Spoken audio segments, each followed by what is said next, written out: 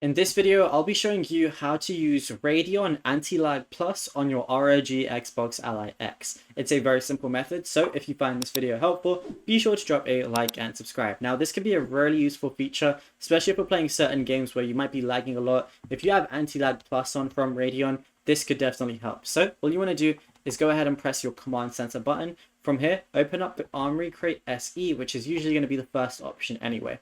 Then all you got to do is wait for it to load up and make sure it's on the latest version as well, so it's the most stable.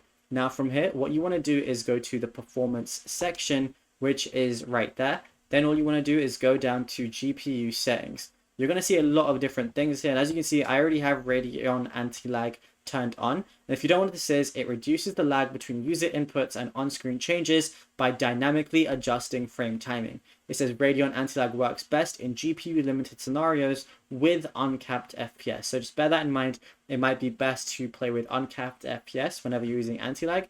And then obviously if you want to turn it on, just make sure to toggle it on and then you'll be good to go. It's as simple as that. Now, if you found this video helpful, be sure to drop a like and subscribe.